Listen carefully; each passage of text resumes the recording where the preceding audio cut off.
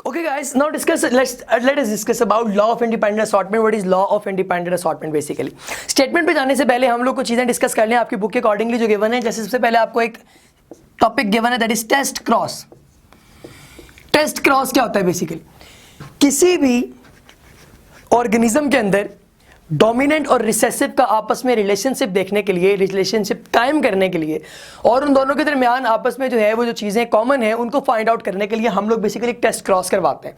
और इस test cross के नतीजे में हम लोग एक डोमिनेंट को एक रिसेसिव के साथ क्रॉस करवा के देखते हैं कि आगे उसकी जो प्रोजेनी है वो कैसी मिल रही है आपको, आइदर के वो सारी की सारी डोमिनेंट है या वो रिसेसिव है या कि आपके पास कोई थर्ड डिग्री आ गई है। सो इस तरीके से हम लोग टेस्ट क्रॉस जो है उसको कंडक्ट करवाते हैं। इसकी स्टेटमेंट भी गिवन है आपको पेज नंबर 167 के ऊपर, आप इसको रटा मार सकते हैं। Phenotypically round seed could be homozygous or it could be heterozygous। देखें, फिनोटाइप से कभी भी आप जीनोटाइप का अंदाजा नहीं लगा सकते। जैसे आप किसी शख्स के चेहरे को देख के उसकी बातिन का अंदाजा नहीं लगा सकते, बिल्कुल इसी तरीके से अगर किसी शख्स की जो है वो मतलब उसकी स्किन का कलर जो है वो सारे का सारा आपको नजर आ रहा है, दैट इज व्हाइट, जरूरी नहीं है कि उसके अंदर पाई जाने वाली जो पर्टिकुलर जीन है स्किन कलर को कंट्रोल करने वाली वो भी वही हो। मतलब जैसे कि वो ब्राउन कलर है तो वो भी ब्राउन हो, B capital B. No, it is not possible या इट इज नॉट नेसेसरी। तो it is possible, it is not necessary. अब जैसे हमारे पास अगर एक आपके पास होमोजाइगस एक है मतलब केस है तो उसके नतीजे में तो आपको पता है कि फिनोटाइप ऐसी मिलनी है। बाद दफा हेट्रोजाइगस के अंदर भी डोमिनेंट जो है वो हमेशा बाहर आ जाती है 75% केसेस के अंदर। लिहाजा टेस्ट क्रॉस के नतीजे में हम लोग ये पता लगाते हैं कि आपके पास आने वाली जो जनरेशन है क्या वो हेट्रोजाइगस थी या वो होमोजाइगस से निकली है, यानी पेरेंट्स का हम अंदाजा लगाते हैं टेस्ट क्रॉस करने के नतीजे में।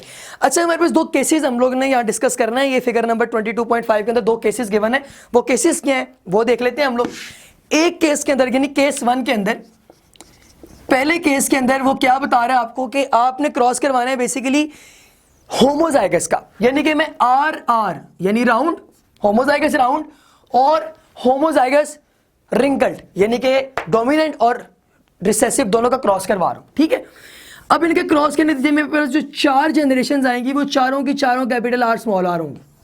क्रॉस करवा के आप देख सकते हैं उनके इसके नतीजे में मुझे वो क्या बता क्या रही है कि इसका रिजल्ट है कि ऑल राउंड सीड प्रोजेनी सारी की सारी क्या है, हेट्रोजाइगस है ना, और डोमिनेंट कौन सी है, राउंड, लिहाजा सारी की सारी राउंड होंगी। दूसरी क्या बताती है कि tested phenotypically dominant individual is homozygous, कि जो आपके पास ऊपर वाले इंडिविजुअल जिनके हम लोगों ने क्रॉस करवा के आगे जनरेशन लिया है वो सारी की सारी क्या है, वो होमोजाइगस है। दूसरा केस क्या कर रहा है, दूसरा केस क्या कर रहा है, केस नंबर 2 के अंदर हम लोग यूं कर रहे हैं कि एक हमारे पास जो है वो कैपिटल आर स्मॉल आर यानी कि हेट्रोजाइगस पेरेंट ले रहे हैं। अच्छा, अब ये हमें पता है और आपको पता है कि क्या है, लेकिन जब हम क्रॉस करवा रहे होते हैं तब हमें नहीं पता होता। इसके साथ हम ले रहे हैं एक होमोजाइगस रिसेसिव। जब इनका मैं क्रॉस करवाऊंगा तो क्या निकलेगा, सिर्फ एक दफा मेरे पास आएगा कैपिटल आर स्मॉल आर यानी कि एक मेरे पास आएगा हेट्रोजाइगस, बाकी सारे के सारे क्या होंगे, होमोजाइगस रिसेसिव। अब मेरे पास क्या रेशो आ रही, 3:1। इसका मतलब एक मेरे पास कौन सा है, राउंड, और 3 मेरे पास कौन से हैं, रिंकल्ड। ये आपको बता रहा है। अब 3 जो आपके पास हैं रिंकल्ड और एक आपके पास जो है वो क्या है, वो राउंड है। ठीक है जी। अब इसके बाद हम लोगों को जो है वो आगे क्या पता चलेगा कि बेसिकली इनका जो मैंने क्रॉस करवाया। अच्छा, एक चीज़ और जो मैं यहाँ पे मिस कर गया वो ये थी कि जब हम लोग इसका क्रॉस करवा रहे हैं, मिसाल के तौर पे इस आर का क्रॉस मैं फर्स्ट आर के साथ, फिर इसका क्रॉस मैं सेकंड आर के साथ करा रहा हूँ, दिस इज आर, फिर इसका आर इसके साथ यानी कि हाफ और हाफ, दोनों जो मेरे पास प्रोजेनीज बन रही है वो हाफ हाफ है, यानी कि जो मेरे पास नए इंडिविजुअल आएंगे आधे वो राउंड होंगे और आधे वो रिंकल्ड होंगे। ये मेरे पास रिजल्ट है बेसिकली। ठीक है, और वो क्या बता रहे कि जो आपने टेस्ट जो करना था बेसिकली टेस्ट क्रॉस में, वो आपने क्या देख लिया फिर कि जो पेरेंट है उसमें एक जो आपके पास है वो हेट्रोजाइगस डोमिनेंट और आपके पास दूसरा जो है वो होमोजाइगस रिसेसिव है। ठीक है जी। सो इस तरीके से हम लोग इसके रिजल्ट्स को फाइंड आउट करते हैं। इसके अंदर कुछ और डेफिनेशंस भी गिवन है जो कि आपको काम आएंगी। एक उसमें से आपके पास है डाई हाइब्रिड, इसका हम तस्करा पहले भी कर चुके हैं। डाई हाइब्रिड क्रॉस, ये दूसरी डेफिनेशन। इसी तरह मेरे पास एक और डेफिनेशन है जिसको मैं नाम देता हूं प्रोबेबिलिटी। प्रोबेबिलिटी हमारे पास जो है वो तीसरी डेफिनेशन है। ठीक है जी। अब इसमें बेसिकली हो क्या रहा है, हम लोग इसको भी देख। एक और डेफिनेशन है प्रोडक्ट रूल, प्रोडक्ट रूल। ठीक है, इसको हम डिफाइन करके फिर आगे इसकी स्टेटमेंट की तरफ चलते हैं। बेसिकली डाई हाइब्रिड क्रॉस कौन सा होता है, जिसके अंदर आप एक से ज्यादा अलील्स को डिस्कस कर रहे होते हैं। ठीक है, मेरे पास देखें एक से ज्यादा जीन्स को, बल्कि अलील्स तो आपके पास आ रहा है, फिर हर जीन के साथ जो है वो उसका डुप्लेट ही आएगा। मैं डिस्कस कर रहा हूं राउंड और रिंकल्ड, एक केस, राउंड के साथ उसका कलर, किसका कलर, सीड का कलर, येलो, ठीक है। अब राउंड और येलो, इसकी अगर मैं आगे अलील्स बनाऊं कैसे बनेंगी, आर आर, और येलो की क्या बनाऊंगा, वाई वाई, ठीक है।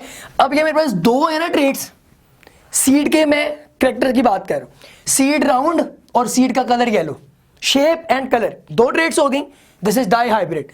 इसके साथ अब इसी के अल्टरनेटिव मेरे पास कौन सा होगा, जाहिर है अगर ये आर आर और वाई वाई है तो इसका अल्टरनेटिव मेरे पास क्या होगा, small R small R small R small Y.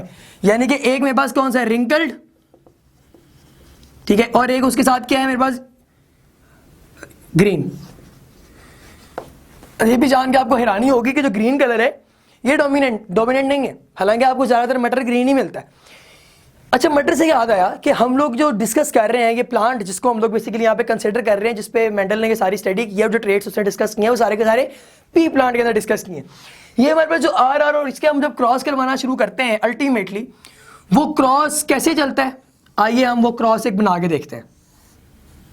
देखें जी, अब ये मेरे पास है पनेट स्क्वायर, ठीक है। इस पनेट स्क्वायर में मैं क्या कह रहा हूँ, इसमें अब मैं क्रॉस करवाना शुरू करूंगा, ठीक है। पहला क्रॉस होता है जी इन दोनों के साथ हमारा, ठीक है। उस क्रॉस में हम लोग क्या देखते हैं, small R capital R capital R, capital R small R, ठीक है। इसी तरह हमारे पास जो है वो स्मॉल वाई कैपिटल वाई, कैसे होगा, कैपिटल वाई स्मॉल वाई। अब ये इतना लंबा लिखना तरीका ही है लिखने का, लेकिन हम लोग अपना टाइम बचाने के लिए क्या करते हैं, चूंकि हमें पता है कि होमोजाइगस है लिहाजा हम सिर्फ एक एक लिखते हैं, ठीक है। वो एक एक फिर हम कैसे लिखेंगे, ये मैं मिटा लूं, अपना वक्त बचाने के लिए फिर हम क्या करेंगे, आर वाई का क्रॉस करवा रहे हैं आर वाई के साथ, ठीक है। आर आर क्या हो गया, small capital R small R, ठीक है, और कैपिटल वाई का स्मॉल वाई के साथ क्रॉस करवाऊंगा। अब ये इकट्ठा हो रहा है बेसिकली, ठीक है। क्या होगा, कैपिटल वाई स्मॉल वाई, सारे के सारा क्या है, हेटेरोजाइगस अगेन। फिर आपके पास दूसरे, हम जब क्रॉस की बात करेंगे, दूसरा जब क्रॉस हम लेके आएंगे उसमें भी क्या होगा, ये आगे जितनी जनरेशन आएंगी वो सारी की सारी हेटेरोजाइगस होंगी, ठीक है। हमने जितने भी इसके अंदर क्रॉस करवा दिए वो सारे हेटेरोजाइगस हैं। हेटेरोजाइगस वो क्या बता क्या रहा है आपको कि आप जितना भी क्रॉस करवा लें होमोजाइगस डोमिनेंट और रिसेसिव का, सारी की सारी जनरेशन जो फीलियल 1 की है F1 की, वो क्या होंगी, हेटेरोजाइगस होंगी। लेकिन जब मैं इसका क्रॉस आगे करवाऊंगा किसी और के साथ, उससे फिर क्या होगा, मिसाल के तौर पे मेरे पास जो है वो यहाँ पे पनेट स्क्वायर में उसकी एक एग्जांपल गिवन है कि एक मेरे पास मिसाल के तौर पे है कैपिटल आर स्मॉल वाई, ठीक है, capital R capital Y, small R capital Y, small R small Y. अब यानी क्या है, ये राउंड और green, round yellow, wrinkled green, wrinkled yellow. अब यानी चार मेरे पास ट्रेड के आ गए। इसी तरीके से चार ट्रेड मेरे पास और आएंगी दूसरी साइड से, ठीक है, जिनको मैं ऊपर लिख रहा हूं पनेट के ऊपर। ये भी मैं लगा देता हूं आर वाई पहली, फिर उसके बाद आगे चलते हैं, आर वाई के बाद आर वाई, फिर एक और small R capital Y, small R small Y. Cross करवाने शुरू करते हैं। आर वाई का आर वाई से क्रॉस करवाता हूं, क्या बनेगा, कैपिटल आर स्मॉल वाई, यानी राउंड और ग्रीन। आर वाई का आर वाई के साथ capital R capital Y small Y, इसी तरीके से आगे capital R capital Y small Y, फिर इसके बाद कैपिटल आर स्मॉल वाई। अब इस तरह आगे चलते हैं। फिर आगे अगला capital R small Y, capital R Y, यानी ये सारे के सारे क्या है, सेम। अब ये जो सारी चीज मैं बयान करूंगा, अब मैं इनको आगे खामोश रह के बयान कर रहा हूं, या आपने समझना है कि मैं क्या कर रहा हूं। अगला मेरे पास है capital R small R capital Y, फिर उसके बाद R Y, again capital R small Y, capital Y, small R capital Y, small R capital Y, small R capital Y small Y, again R Y Y small R capital R small Y and capital Y. इसी तरीके से small R capital Y small R small Y. अब ना इसको मैं सारे के सारे को अब मैं करने लगा हूं कैलकुलेट, ये मेरे पास इसकी प्रोजनी कितनी आई है। प्रोजनी जब आप काउंट करेंगे ना तो वो आपको मिलेगी 9:3:3:1। ये क्या बता रही है, 9 आपके पास होंगे हेट्रो, 3 आपके पास, ये बेसिकली हेट्रो तो सारे ही हैं, 9 आपके पास वो होंगे, कौन से होंगे 9 देख लेते हैं हम लोग यहाँ पे कि मेरे पास जो है वो राउंड और रिंकल्ड कितने आ रहे हैं। ये मेरे पास था राउंड और राउंड के साथ था येलो, ठीक है, वो आएंगे आपके पास 9। रिंकल्ड और येलो कितने आएंगे 3। रिंकल्ड और ग्रीन कितने आएंगे 3। और सॉरी रिंकल्ड और ग्रीन चुके बिल दोनों ही जो आपके पास है रिसेसिव है वो 1 आएगा, और आपके पास जो है वो रिंकल्ड और येलो कितने आएंगे 3।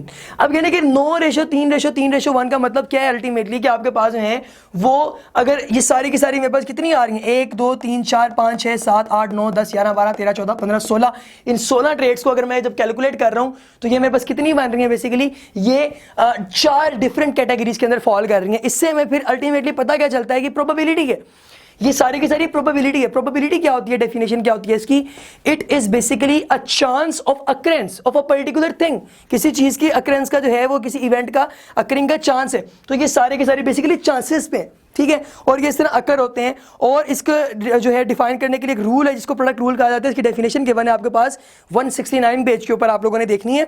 वो सेकंड लास्ट पैराग्राफ में आपको बताता है कि when two independent events are occurring simultaneously like in dihybrid cross, the ratio of each joint phenotypic combination can be obtained by multiplying the probabilities of individual phenotypes.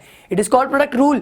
आप किसी भी dihybrid cross के अंदर जो आपके पास आगे फिनोटाइप्स आ रही हैं उनको मल्टीप्लाई कर रहे हैं उसकी प्रोडक्टिविटी के साथ, तो आपको उसका रूल मिल रहा है, इसको हम प्रोडक्ट रूल का नाम दे रहे हैं। और इसके नतीजे में ये लीड करती है आपको उस स्टेटमेंट की तरफ जो कि स्टेटमेंट आपको बताती है सेकेंड लॉ ऑफ मेंडल, जो कि इसको हम लोग नाम दे रहे हैं लॉ ऑफ इंडिपेंडेंट असॉर्टमेंट। वो क्या कह रहे हैं, इंडिपेंडेंट असॉर्टमेंट आपको ये बता रहा है कि आपके पास जो 2 अलील्स हैं जो 2 जीन्स हैं अगर कभी भी इकट्ठा क्रॉस करती हैं तो एक दूसरे से आज़ादाना असॉर्ट करती हैं। मिसाल के तौर पे हमने इस सारे क्रॉस में क्या देखा कि रेड का अपने साथ जो ग्रीन के साथ ताल्लुक था, ठीक है, लेकिन आपके पास जो है वो उसके राउंड का कलर के साथ कोई ताल्लुक नहीं था, यानी कि शेप का कलर के साथ कोई ताल्लुक नहीं, कलर का शेप के साथ कोई ताल्लुक नहीं, उनका आपस में ताल्लुक है।